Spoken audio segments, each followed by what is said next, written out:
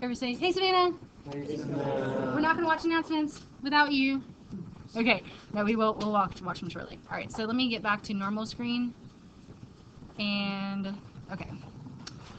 So quantum question 67. Is that where you guys want to start? Sure. Okay. Thank you for the responses. How many orbitals in an atom can be have these designations? So 5p is the sub-level.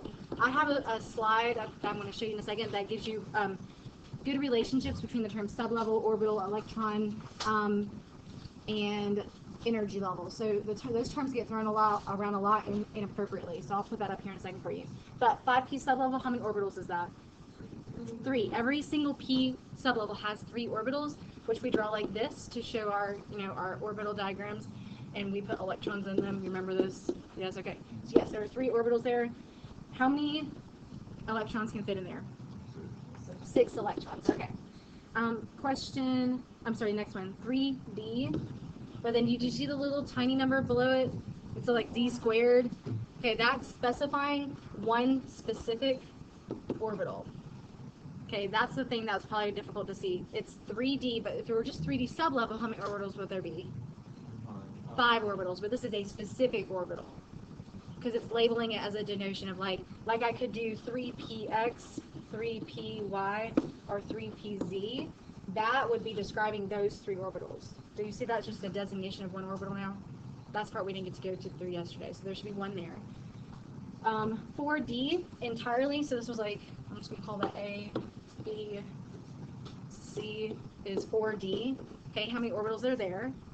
5, simply because the d sub-level has 5 orbitals it can hold. And then n is equal to 5. 18. Why 18? Give me some details here. Because you have to count all letters for that energy level. So give me some information. What do you mean by that? You have to count all the S's and the D's Okay. that have the 5 energy level. So 5s has how many orbitals? 1. 5p has 3. 5d has 5. and 5. Is there a 5f? Yes. Yes. What are the only f's that we have on our periodic table? 4f and 5f. Right. There was no 2f or 3f, or yeah, there's no 2 or 3f. Okay, so 5f has 7. So we say here we have 18, right? Is that 18? I mean, no, that's 3. I mean 8, but that's 16. Actually, it's 18. My bad. So currently the way this is written, it has 6. If any of you looked further in your packet, you would have seen there's some like quantum reading. There's like 4 to a page. It actually proposes that there are other orbitals, but we haven't discovered electrons that require those orbitals. I mean, elements, because our elements only go up to F block, right? I mean, just because they only have what maximum 118-ish electrons. So we accommodate all those electrons in the orbitals that we spoke of, S, P, D, and F. There are such things that are hypothesized to exist that are G orbitals. What does a G orbital look like? I have no idea. But technically, G orbitals could exist, so you could go farther. And if you had to guess, take an educated guess at G orbitals would hold, G sublevels would have how many orbitals in it? Say again? So S has 1, P has 3, D has 5, F has 7, G has 9. So there is this theoretical G orbital that could exist. But right now I'm cool with that because I understand we're talking about what's realistic. What are we on? Oh, and then same story for N equals 4. 68, sorry. How many electrons are in the designated orbitals? 1p. Say again? Levi? 0. Why? There is no 1p. That was not a trick question. That was just like an, do I know what I'm talking about question. 6d, and that says like x squared minus y squared. This is designating 1d orbital. That's just a designation for it. So how many electrons? 2. 4f, 14, 7p, y, 2, because 2 electrons fit in orbital. 2s, 2, n equals 3. Give me a number. So we're saying 3s, what else? 3p and 3d. This one has 2 electrons. This one has 6 electrons. This one has 10 electrons, so that is 18 electrons. Okay, I'm feeling pretty good about that. 69. Let's do that last one. All right, so give the maximum electrons that can have. You know, hold on, before I do that, no, I'll do a couple of these and we'll go back. All right, so jump down to C. N equals 5. N equals 5, and MS is equal to plus 1/2. How many electrons can have that designation? Okay, so I hear a variety. Let's talk about this. If I'm N equals 5, how many orbitals can I have? 16. Because that, again, is 5s, 5p, 5d, and 5f, right? So in each of these, this has how many orbitals? 1, 3, 5, and 7. So that's what? 16 orbitals. Each orbital holds how many electrons? 2. How many electrons spin up in that orbital? 1. So in each orbital where you have 1 spinning up, that's clockwise, aka plus 1/2, or its ms number. Because there's 16 orbitals, 32 electrons total could exist. However, only half of them are the clockwise spin up. Does that make sense? A little bit? Yeah, squint your eyes at me? Okay. And then let's go to, tell me another one on there you guys want to start with. A through E. B. Okay, so B is a similar story, but it's N equals 5, meaning energy level 5. And then ML, what's the ML number? So what does it describe? The orbital orientation that this particular one has. So whenever I say ML plus 1, is how many orbitals am I talking about? 1. If I said L of 1, what is that referring to? That's the sublevel what? P. So when I say sublevel P, how many orbitals am I talking about with this? 3. When I designate and go, this is like the angular quantum number, this is the momentum, I can't remember if it's momentum or magnitude, but the next, this is the 3rd quantum number. It has a designation of plus 1, so that means they're talking about 1 orbital. So if you're talking about the 1 orbital, it doesn't matter which I'm talking about, but that designation means 1 orbital. How many electrons could exist in there? 2 electrons. So it's this code, and then you have to know what the code means to understand how many electrons are there, or orbitals are there, and so forth. All right, let's pause there for a minute, because I think some of this could come from that one slide I was just talking about. So give me a second. I'm going to find that one slide. I scooched way back, because I had skipped a couple of things that first day where I was talking to you forever. So give me a second. Let me show you where that is. And I'm going to go back and highlight a couple of things I missed talking to you about. It's coming soon. Maybe. Okay, read. You can read that. I'm not reading it to you. It gives you some indication of shells and so forth.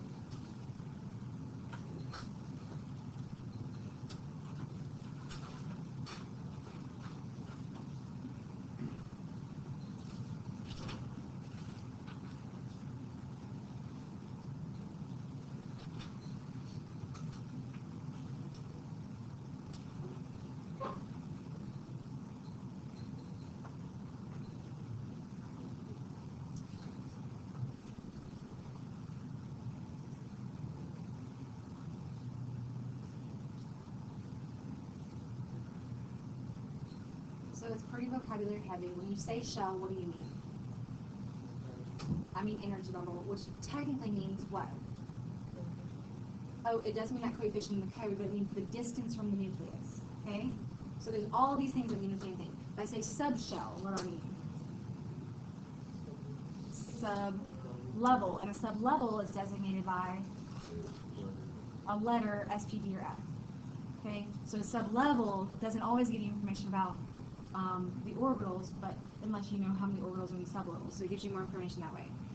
We're going to start talking about the photoelectric effect Monday, and all deals with the shell model of shells meaning distance away from the nucleus. Shell is the energy level. All right, so in terms of quantum, my goal is to give you a lot of exposure and then back off a little bit because I'll test you very minimal on it. It's giving you an indication of like, why the heck do we have these numbers, 1s2, 2s2, 2p6? That code comes from quantum mechanics, which comes from the quantum numbers. So there is that background reading I need you guys to do a little bit on. So to finish up stuff from from earlier this week, you guys ready? I'm gonna hit that pretty fast, just the things that I know I didn't cover with you. Which started with that warm-up sheet I had. You've seen most of this, by the way, if you haven't realized that. Okay, here we go. So occasionally you have to write down electron configuration in an excited state. We didn't actually do it ourselves, so I just want to make sure you're good with this. Write down the electron configuration for sodium. Sodium. I'm ready when you are. 1s2, 1s2, 2s2, 2s2, 2p6, 2p6, 3s1. Okay, you can quickly do your electron configurations, right? Can you identify how many valence electrons are here? I know all of us know there's one because we can look in the periodic table and say there's one, but how do you know that here? the last sub-level. Okay, so the 3 is the third energy level, which is the highest energy level that's there. So in that energy level, 3s, how many electrons are there? 1. So that means there's 1 valence electron. Okay, from this, you can also tell, this is, let me just tell you why I'm doing this. This is how you explain. I know you guys know facts, but you don't know how to always connect the dots and explain them. Many times we struggle with that, just as an overall generalization. But we struggle with, why does sodium form a 1+ charge? Why? Go for it, AJ. That's not the reason. That's a fact, not a reason.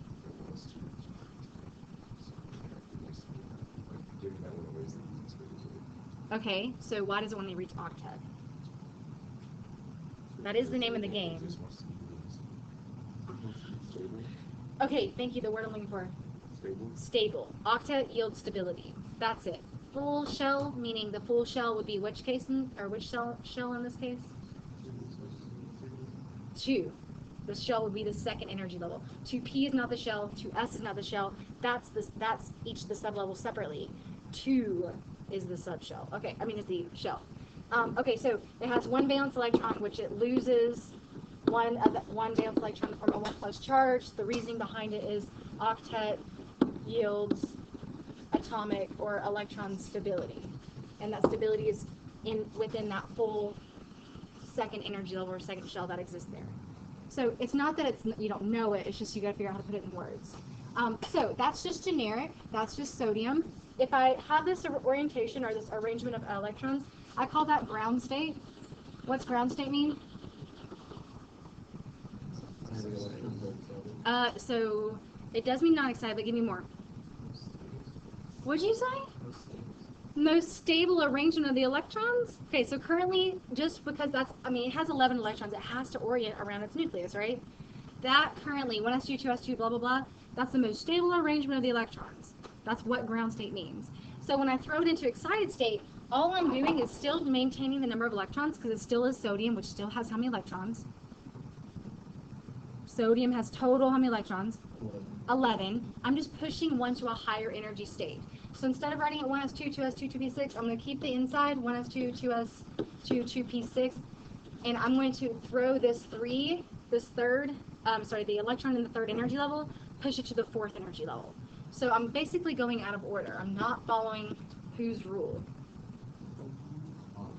Off-Ball's rule, meaning start awfully low, lowest energy level, and then sequentially add. I've basically excited the last electron, that 1 valence electron, to the 4th energy level, which I can see on this cartoonish drawing of an orbital, which is the Bohr model, to show the transition of electron, or that electron getting energy, it jumps to the 4th energy level. That's the excited state.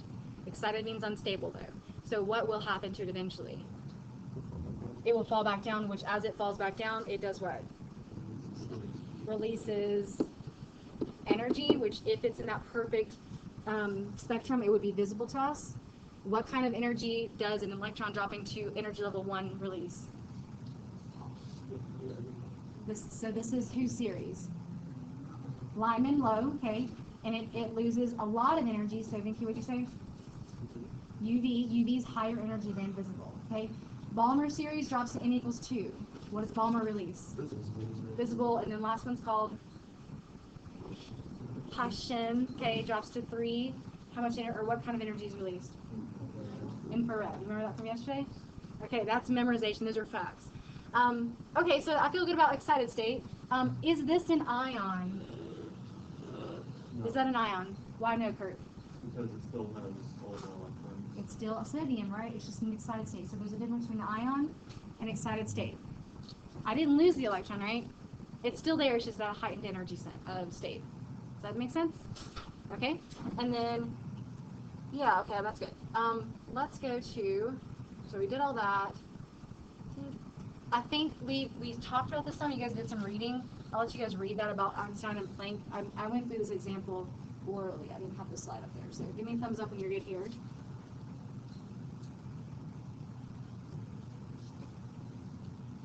So a lot of this is in your background reading from NSMI as well.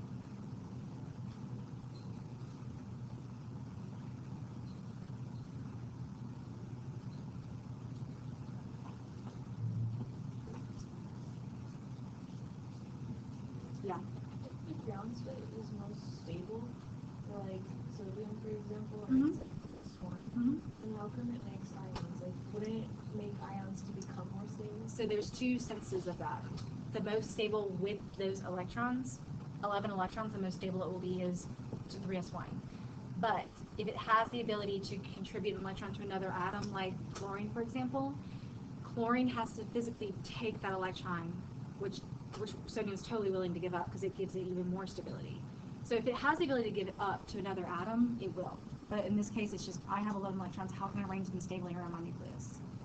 There is a difference there, yeah. Good, that's what I was trying to portray. Good thought. All right, I'm going forward. I feel like you have time to read. De Broglie is just another guy. He's the one who specifically related the information about the particle wave duality. Oh yeah, duality of matter. So he's the one who started to give us information about how can particles also act wave-like, which is the relationship between this is mass from E equals mc squared. This is velocity from, or frequency from either of those equations with frequency in it. This is Planck's constant, and that's wavelength. So he's the one that kind of put all that together and said there's this particle wave duality. Understanding the reasoning behind it and seeing how photons or light can cause interactions with matter is the overall most important point, is that light and matter can interact. So how do they interact? There's some equations and such that can be related to it. But basically, light and matter can interact, which is why we get things like solar cells, like we spoke of earlier, the solar powered batteries, right? We can capture the photons, convert them to usable energy, which can be electrons, but electrons technically have mass, just teeny amounts of mass. So light matter interactions can occur. If I have, and I think this is kind of going to go along with that question that Reggie just asked. If I have a situation where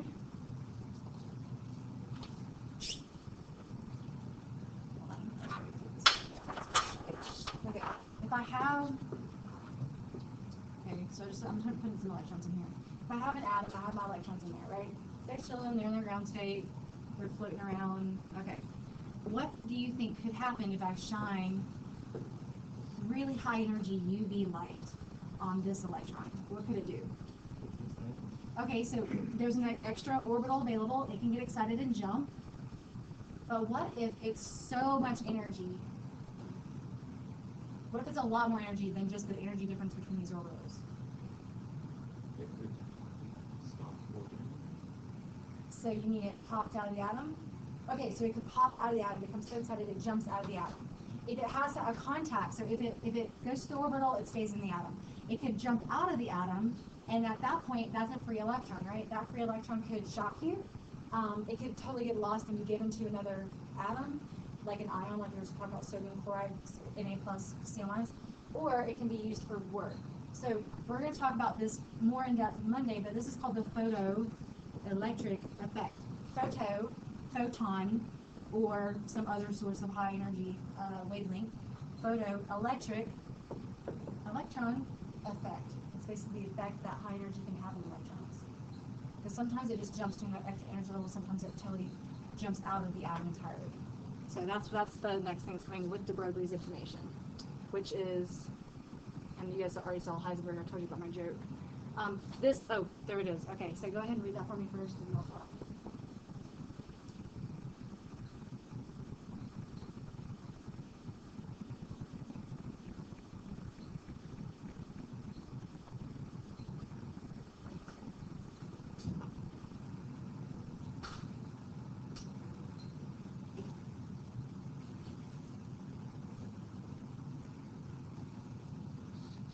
Give me a thumbs up when you're done, writing down whatever you write down too. The photoelectric effect is what it's mainly the observation we make that continues to support this particle wave duality, continues to give us evidence that this duality exists. So that's what the lower bullets down here are saying, talking about the light energy shortening a wavelength, getting higher frequency, higher energy, there's a correlation there, and how it will affect the atom by forcing electrons to be ejected. And like I said, there's a lot more information related to this on Monday. They did a webinar for teachers because this was a new concept area, and that many teachers had not taught before, but I learned it in college, so I was like, okay, but people have been teaching for like 20 years, they didn't know the content. So they did a webinar, so I have some information from the webinar. And there's a little electron popping out, which is why metals are conductive too, because they have their electrons that are loosely held. Okay, so that's that. I think we did a lot of this yesterday, Balmer and so forth. I know I'm going to do a couple more examples with you guys today. This was the beginning of quantum that we spoke of yesterday.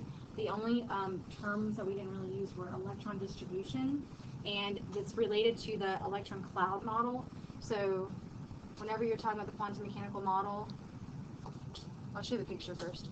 We talk about them in electron orbitals, which are the kind of like the energy levels, but we don't call them orbitals necessarily in this picture. The things we call orbitals are like the ones that are shaped like S, P, D, and F. So that's more considered an electron cloud. And from that information, you can definitely see there's a gap in energy between the nucleus, and then it's supposed to indicate the first energy level kind of there, and it talks about the distribution of those electrons there. So there's like no electrons here because electrons are quantized. They have a specific amount of energy. So you just can't have them willy-nilly. It's like set amount of energy, and then even further set amount of energy. That's why there's this distribution of electrons, kind of like a cloud-like model.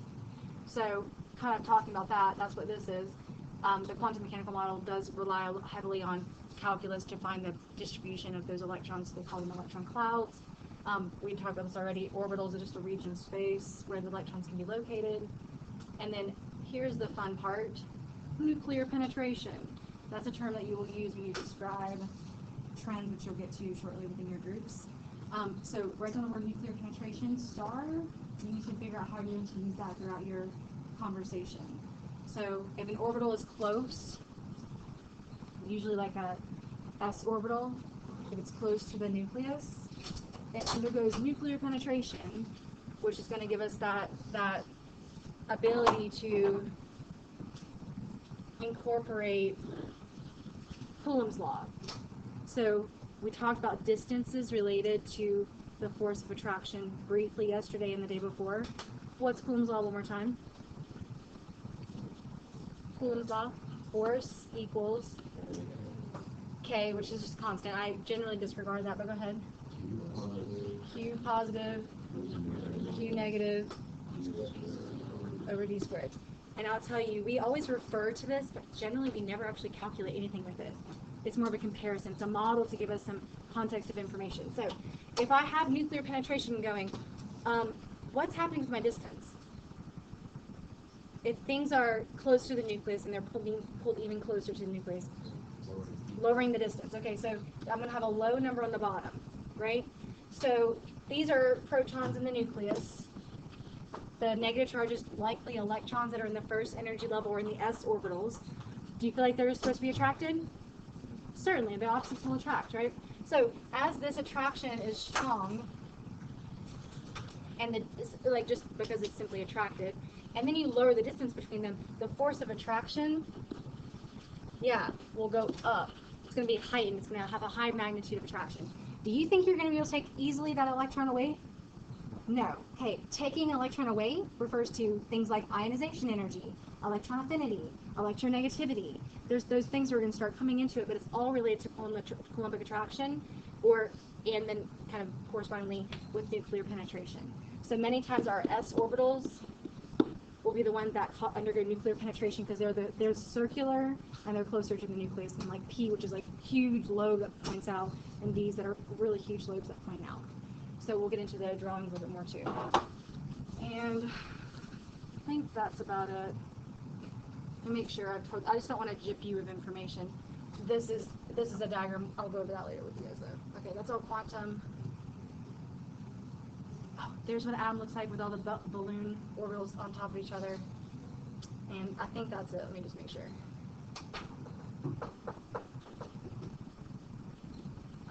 I mentioned this yesterday. I'll let you guys read that just to clarify that you remember it from yesterday. This is talking about that degenerative nature of the orbitals. Read it for me.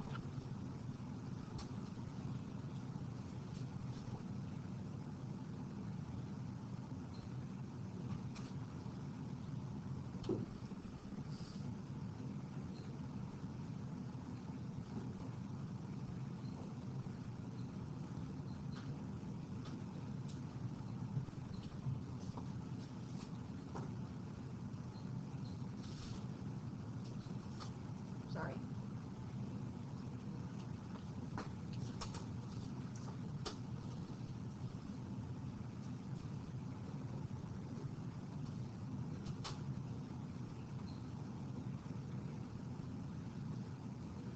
Give me a thumbs up on YouTube. So, as you can see, we're in like that descriptive qualitative set of chemistry now. Still some calculation based, but not nearly as heavy. So the reading and continuing some of the vocabulary and knowing what you're talking about is important. What does this mean in your words? Anybody? Or how would you demonstrate that you're following the degenerate orbital theory?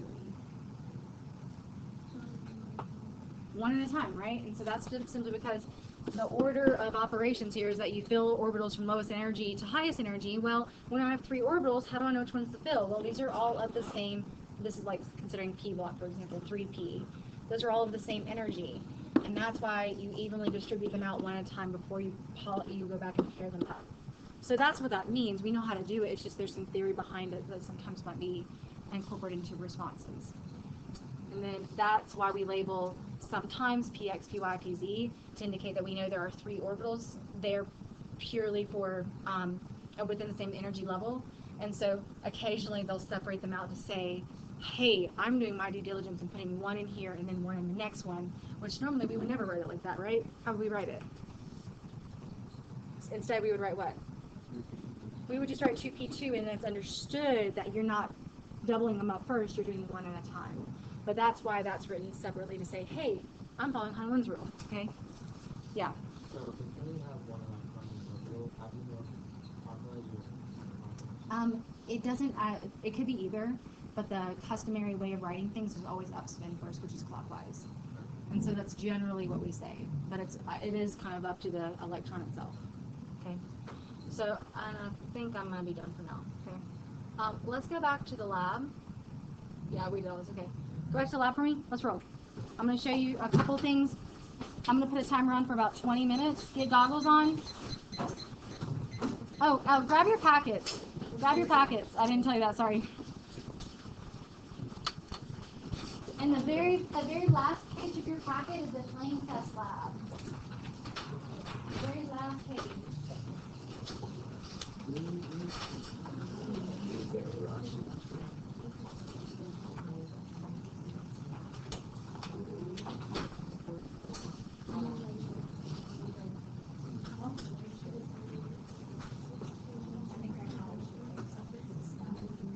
Alright, find a lab station and then I'll demonstrate what I'm going to have you guys do. Find a lab station and then walk through it and stand by it.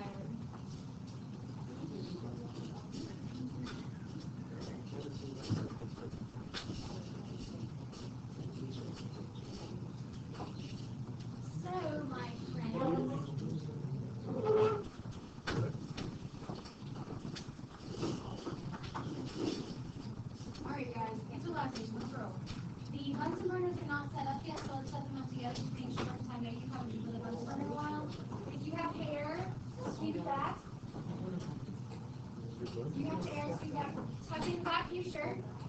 Do something, throw something, okay?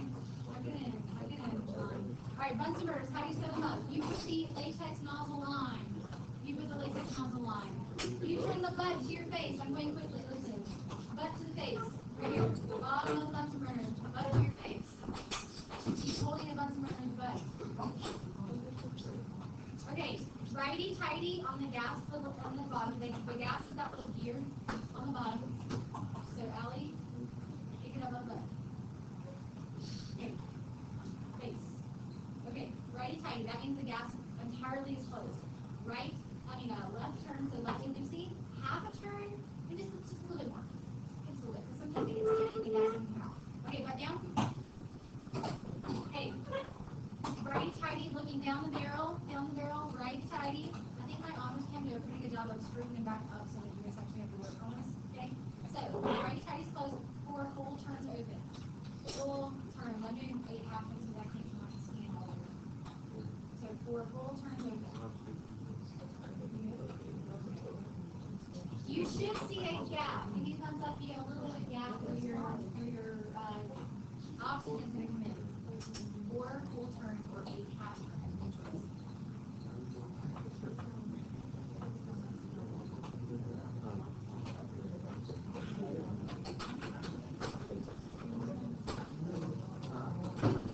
Okay, and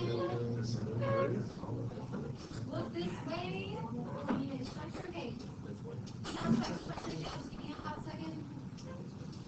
Ready? So I know you've not lit a Bunsen burner in a while, but all you're going to do is, it doesn't matter how cool you look, Alvin, you don't like, okay? It's going to be like this. You push in and over, in and over. Can you get a good strike? Try and get a good strike.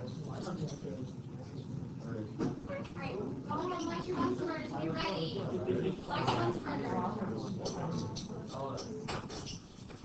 3 strikes and you're out. Do not gas my room. So if you're not comfortable with it, please let me know. You should have an inner blue cone.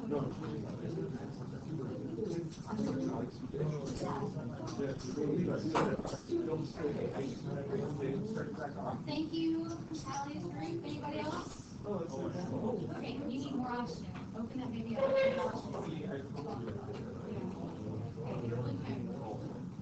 Inner blue cone, inner blue cone. Oh, that is the opposite. Just so you know, this side, yeah.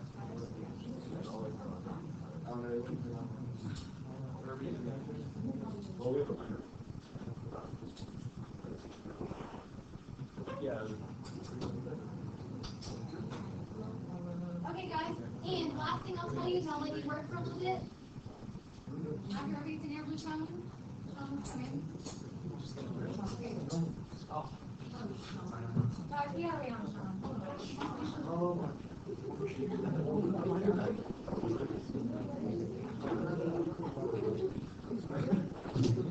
Okay. And back to me. I have limited time. I'm waiting on you people. If you want group work time, you gotta let me know. Perfect. Okay, so all of you guys have a basket at your table. They have solutions with a little metal stick in it. That's the loop. Do not mix the loops up because I will haunt you in your dreams. Because I had to clean 100 of these things to make sure they would give you good results. So they are rubber banded. Please make sure they go back in there. My honors going to do things again today. So all you're going to do is you're going to look for flame test colors. The colors will be indication of the information regarding the wavelength of the photon that's being given off as released. I have the spectroscopes here in the back of the lab. On the very back of your packet, it tells you to look through the spectroscope. Try your best. It's hard to see because the flame's kind of wavy. So whenever I'm going to cut the lights down so you can see them better. But all you do is you dip it into the solution, and then you hold it in the flame for about 3 to 5 seconds because then it'll burn off pretty quickly. And okay, okay, and there we go. So, okay, so do not brand anybody with this because it will starve. Please move them back. I want you to work through as much of that as you can. I will take away some of the post-thought analysis questions, which is more for awareness and remembering versus filling you with questions, okay? Go. Spectroscopes are here. You're selecting the spectroscope.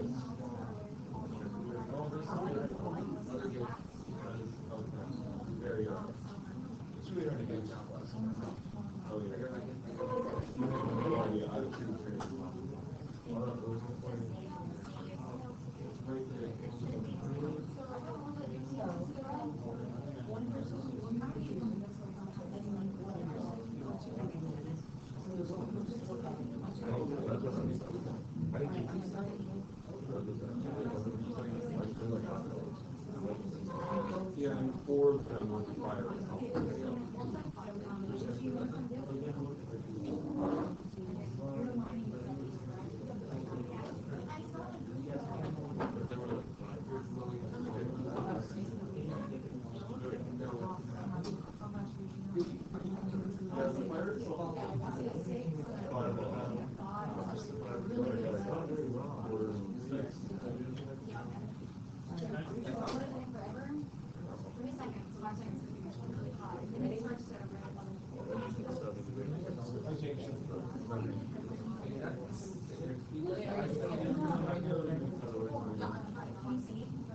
So, I know it's difficult, but listen. I mean, it's not difficult to listen. I know it's difficult to see. You will have to try your best to try to see some of the information the spectroscope is giving you. You just have to get really well angled. The darker over here is probably a little bit easier. Right, don't you? Just put R, red, yellow, orange, these abbreviations. I think I'm just going to do that. So, what's going to happen? Talk about that one. Oh, is this the, I have one. No, I checked it. I'm going to use the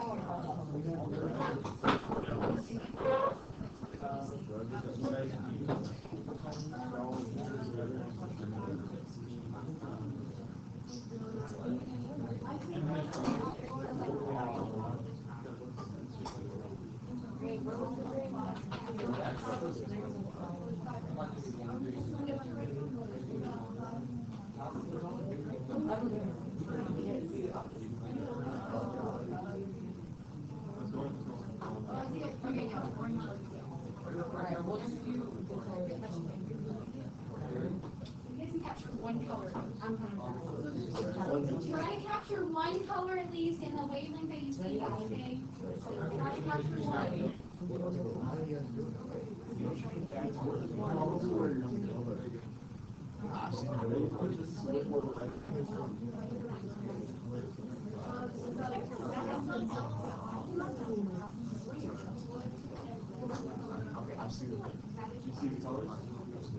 Yeah,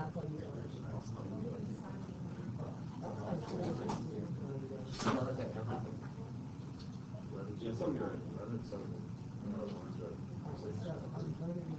Alright, and make sure you write down this one is barrier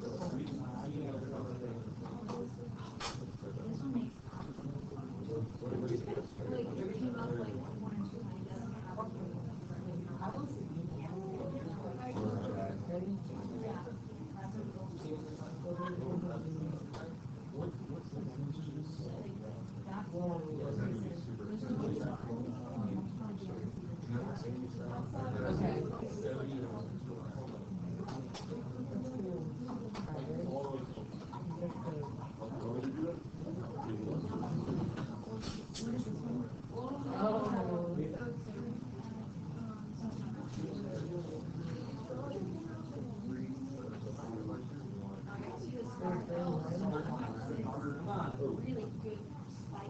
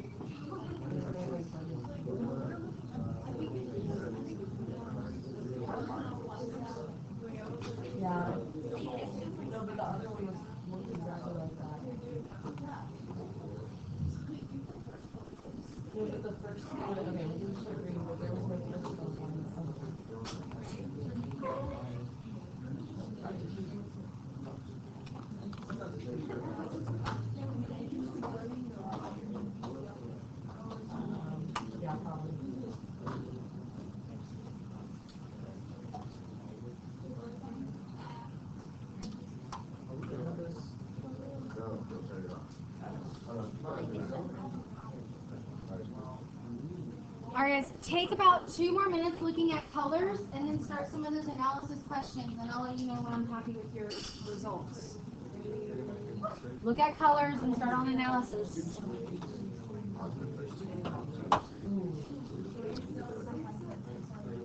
As long as you guys talk, Levi, as long as you guys talk about them, I'm fine with that, but make sure you communicate.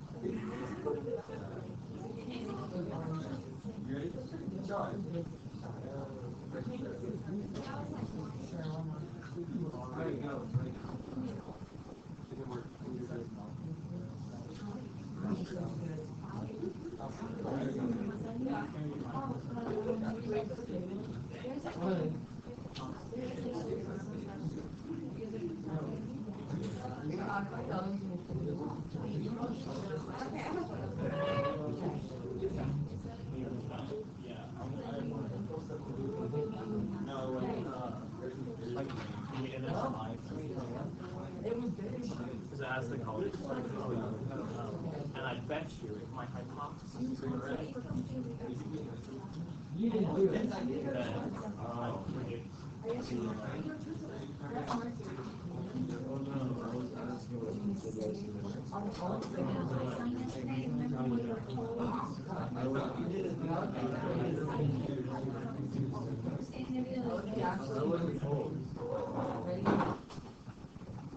Alright, you guys have 1 more minute to play with fire, and then I need to go ahead and move it along.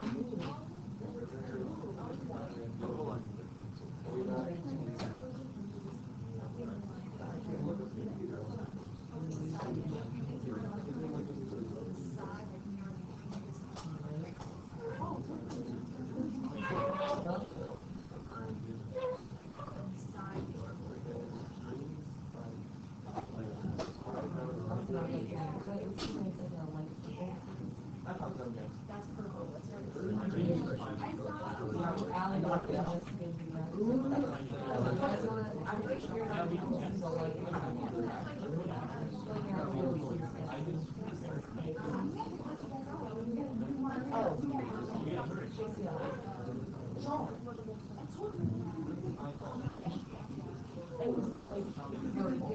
Okay, you know what? It will count.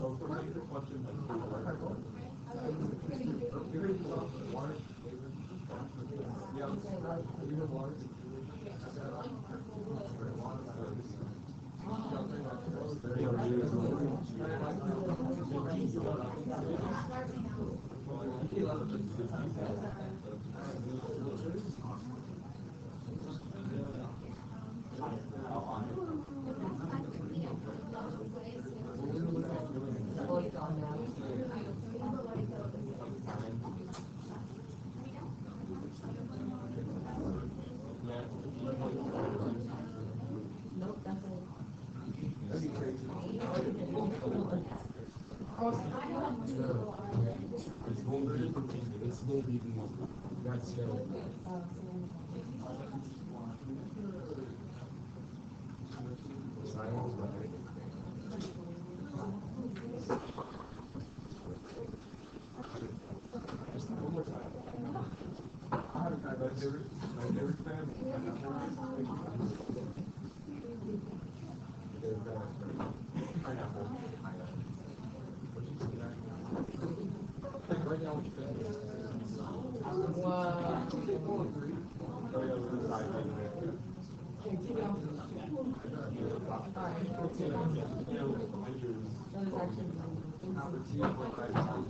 Alright, you guys start on the analysis questions.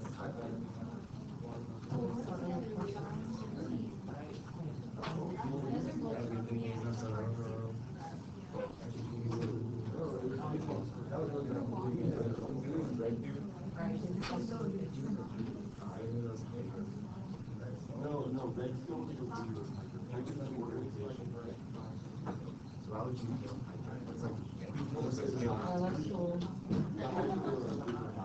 Oh, it's like so bright. Alright, fire off. Fire off. Put everything back in the bucket. Do the spectroscope back and come back to your seat. Fire off. Spectroscope back. Go back to your seat. You don't want the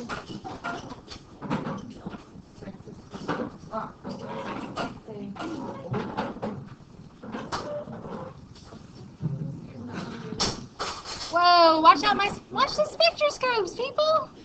Those aren't cheap. Does it still work? Spectroscope cost? Probably like $25 for a spectroscope. I have one that's broken.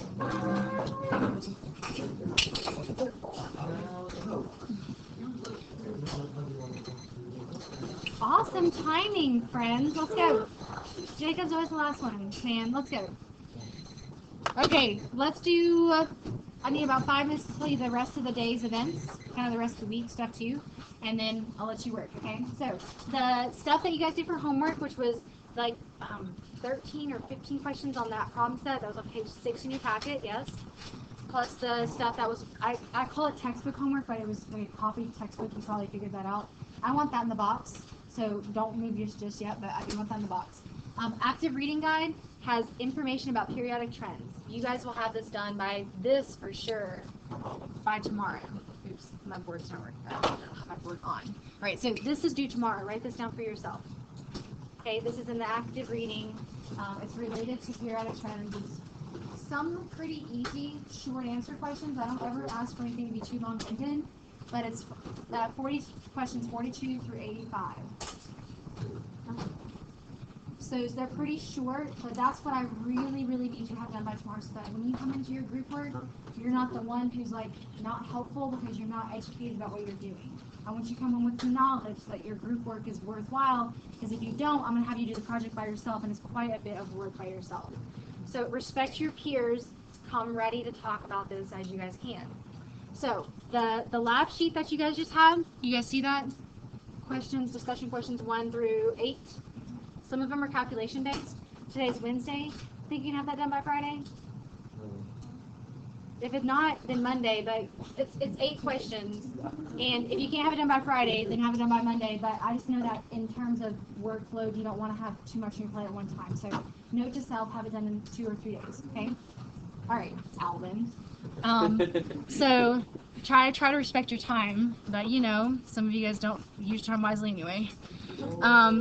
So that was not a stab at Alvin. Sit down, Jacob. Okay, last thing. All right, so what will be? Well, this is honors Chem. Sorry. Okay. What we will be working on, Jacob? Oh man, that was not my. I'll wait. You guys are wasting your last time. Okay. Have you ever seen that? You guys done? I'm ready. You done? Yeah. Okay.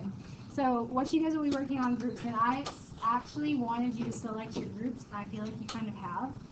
The only person I'm missing is Savannah, so I'm guessing she's lumped there. So unless your groups from your flame test lab needs to be shifted, I think that you guys are in decent groups, but because I know that you guys picked who you work well with. This is a 3-day basically project, and I'm going to have you guys each adopt, or I'll assign, one of the periodic trends, and I have atomic radius, ionic radius, ionization energy, electron affinity, electron activity. I won't do boiling points, we only have 5 groups. 1, 2, 3, 4, 5, yeah. And so that information is all in your reading guide. You're going to kind of start with tonight. But you're going to go through and you're going to produce a 3D graph related to the trend as it relates to the elements on the periodic table. I have a description on how to use Excel 2010 because that's where our computer's here to support.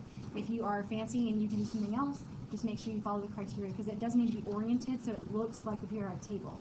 Because you will be doing a 3D graph of the periodic table. And as you can see, so the first part is you're going to create a professional PowerPoint. It does not have to be a PowerPoint. It can be any kind of slide-related presentation. So I've had people do prezzies, I've had people do videos, I've had people do PowerPoints and infographics, things that would give us information in an understandable way. And you guys will be teaching each of these concepts. Your presentation will be 10 minutes or less because I have 5 groups. I don't want to spend the entire next couple days presenting, but we're going to do a couple, like 2 to 3 presentations a day. So I'll take up a part of the time as reviewing something called lattice energy, a little bit more about the photoelectric effect and Coulombic attraction. But this information is on my website, so I'll show you where this is. But so you can see step 1 is create a Excel file, which is your 3D graph, because I think that's where you're going to have to pull your data from to actually be able to elaborate. If you don't have data to use, you can't elaborate on it. So that's kind of step 1.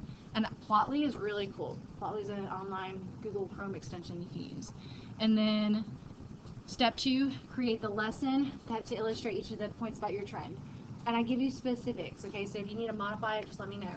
Title page with your trend, Excel graph, because I'll be printing these notes for these presentations out for everyone. So I want to kind of have a consistent arrangement so we know that we are reading the right thing.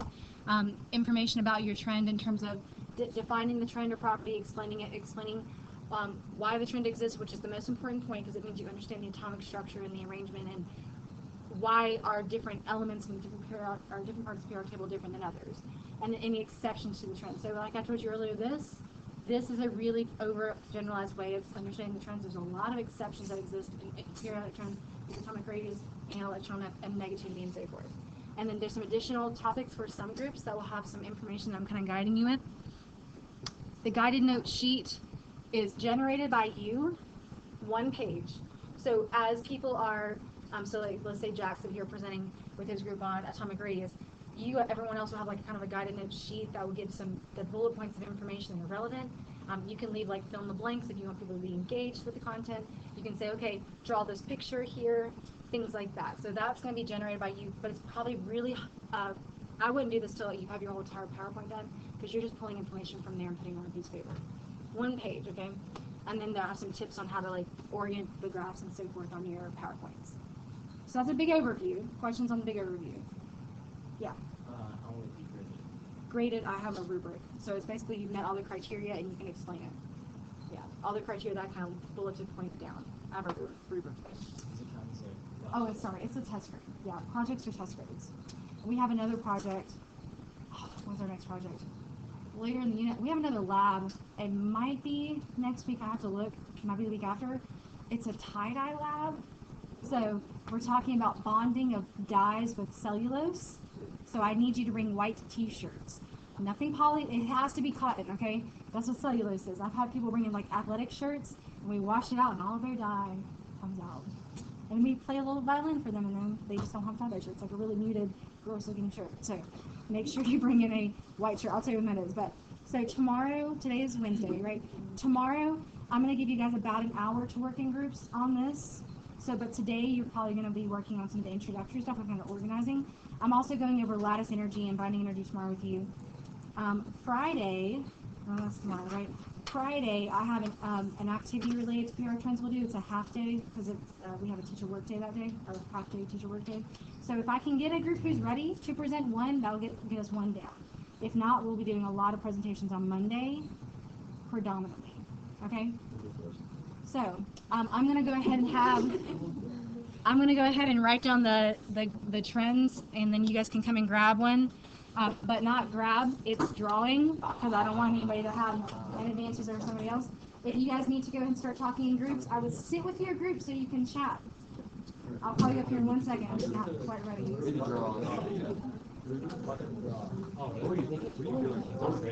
Yeah, I'm not gonna draw that out.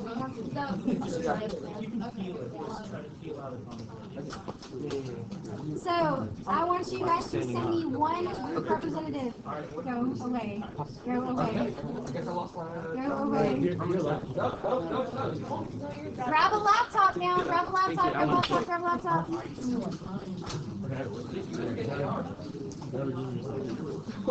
I swear. So can you include Savannah on any docs and things? Is it you or Lucian? I might have one group. No, everybody else is Thank you. just you and me talking about it. You say coffee? And I can put her in another group. So that's what I'm saying. She wants to do anything by herself, but otherwise we'll put her in another group. Okay. I don't think it's gonna fit it. Yeah, we just choose one. Thank you.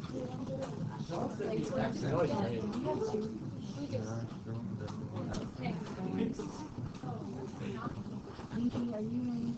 Sean, you're. Choose that one. Choose that one.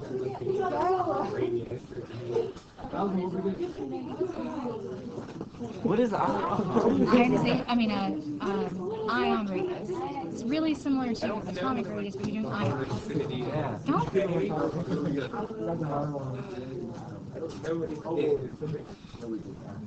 What are you looking for?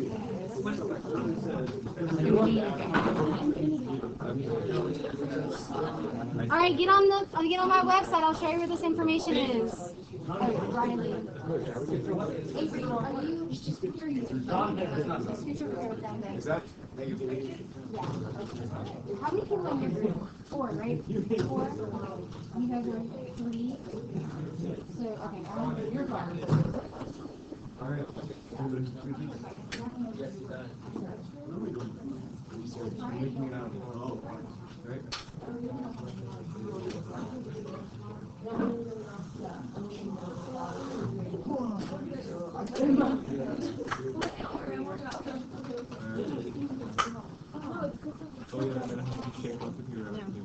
So as a guide for you, please do not waste your time. I basically am at the point where some of you guys are not as serious as I want you to be. So if you're not as serious as I want you to be, I'm pulling you out to an individual group and I will assign you a different project. But everything you need is under Periodic Trends Projects. It's under my documents page. It's right after Unit 10, Atomic Structure, Periodicity, and Bonding. As basic research, basic fundamental research, that reading guide I just assigned to you, it was with purpose. There's a ton of information you will discover tonight through that basic stuff. So as you orient your group and say, okay, I know what I'm looking for, you'll have a focus when you're doing your reading guide, because then you'll go, oh, this is important, this is important, this is important. There's also tons and tons of information under more on the Unit 10 docs. So if you look under, first of all, NSMI reading, you've probably already seen there's some trend work in there. Under Atomic Structure, Chapter 7, there's some periodicity information. Periodic Trends, Enloe Quick Notes. Periodicity, Do's and Don'ts, great resource. Those are all really good ones that you can utilize for some of your basic research as well. Okay? But like I said, under unit docs, there's a whole category called periodic trends projects. There's some information there you can use. That's the guidelines. All right, I'm going around. Do you need my help?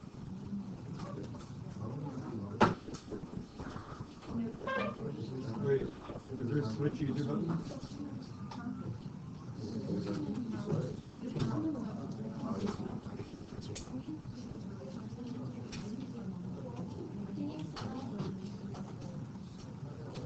Oh.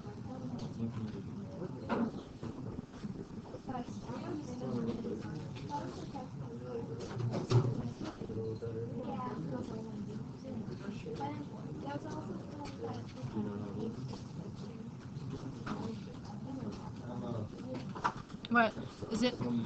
It's not my internet. You're right above, right below the router too, or the wireless something point.